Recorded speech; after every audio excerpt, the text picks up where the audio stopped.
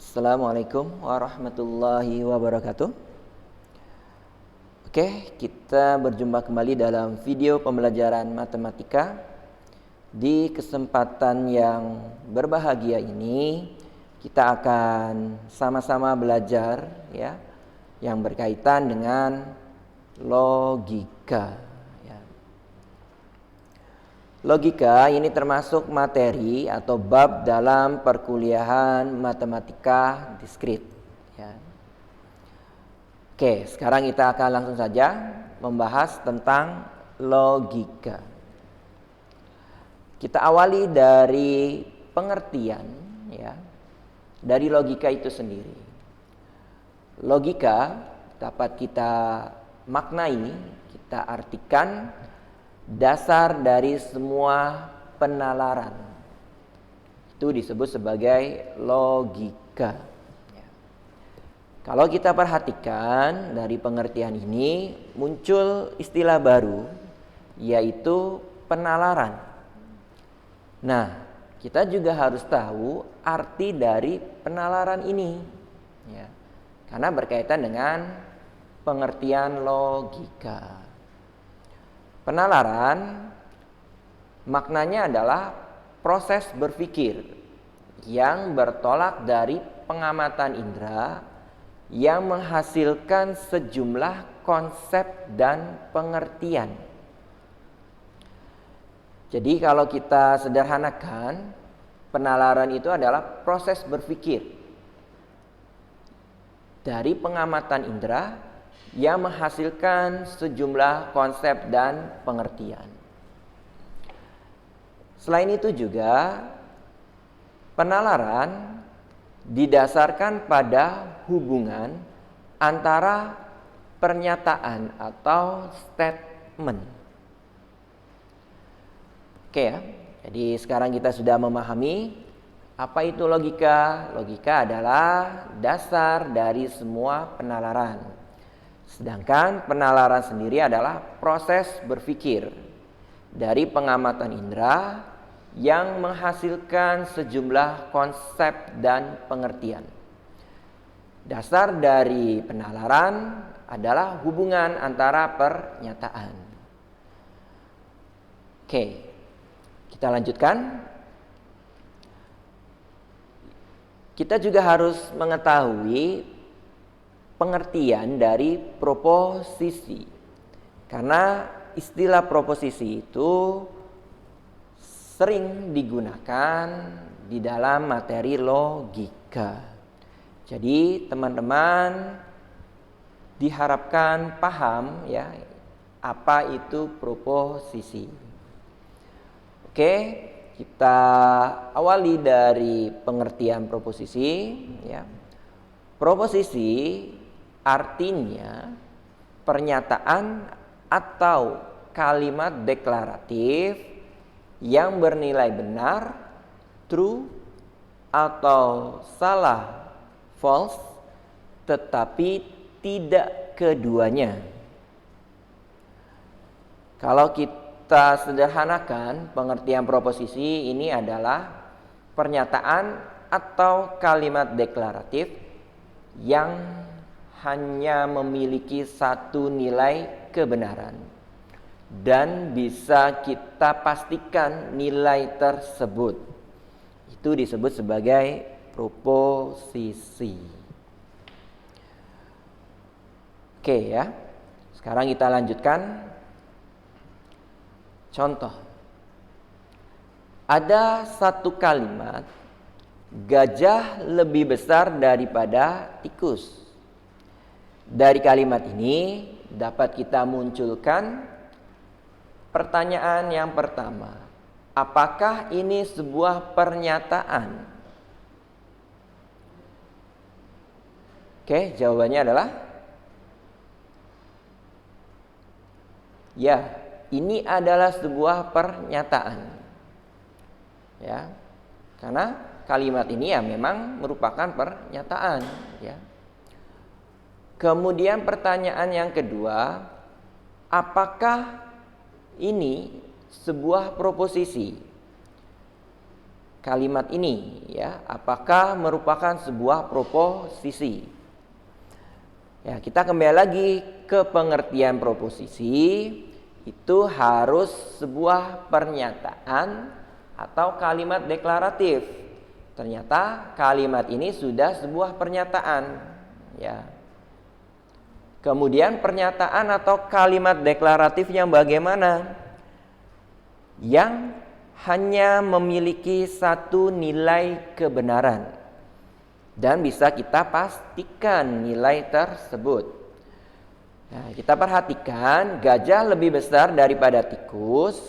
Nah, ini sudah bisa kita pastikan nilai kebenarannya. Artinya kalimat ini hanya memiliki satu nilai kebenaran. Maka dapat kita simpulkan termasuk ke dalam proposisi. Kita lanjutkan, apakah nilai kebenaran dari proposisi ini? Ya, kita tentukan ya, kebenarannya itu benar atau salah. Gajah lebih besar daripada tikus.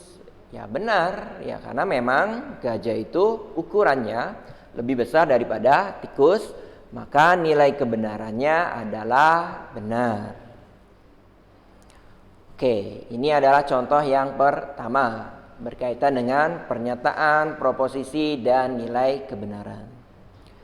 Kita lanjutkan supaya lebih memantapkan lagi pemahaman yang berkaitan dengan pernyataan, proposisi, dan nilai kebenaran.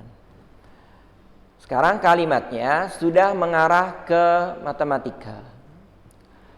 Kalimatnya adalah 520 kurang dari 111.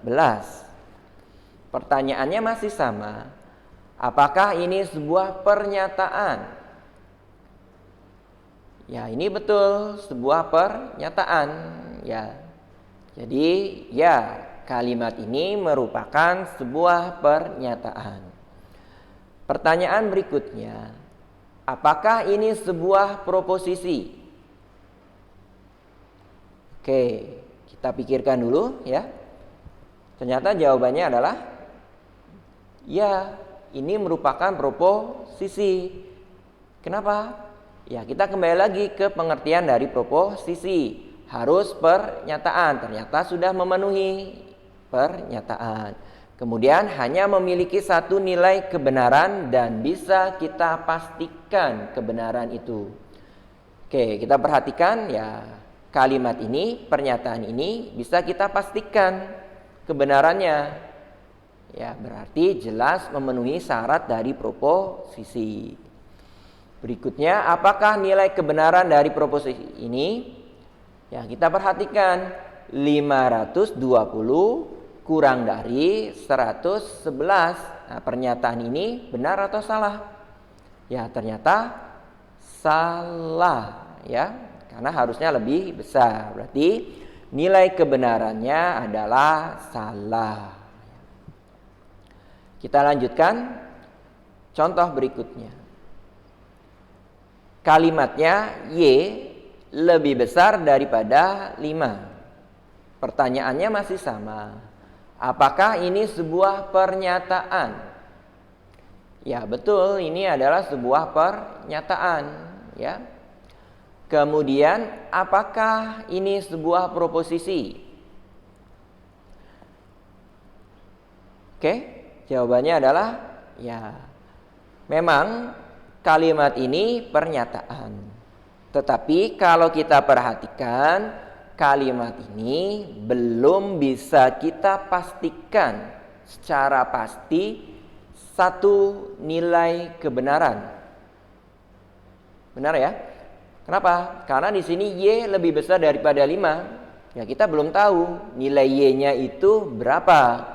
Ya, jadi kita belum bisa menentukan satu nilai kebenaran untuk kalimat ini. Karena tidak memiliki satu nilai kebenaran, maka kalimat tersebut tidak proposisi atau bukan proposisi. Alasannya kenapa? Alasannya sederhana sekali ya. Karena nilai kebenaran dari pernyataan tersebut masih bergantung pada nilai Y. Tetapi nilainya belum ditentukan Y-nya. Jadi bisa benar, bisa salah, masih abu-abu ya, tidak pasti nilai kebenarannya. Maka jelas bukan proposisi.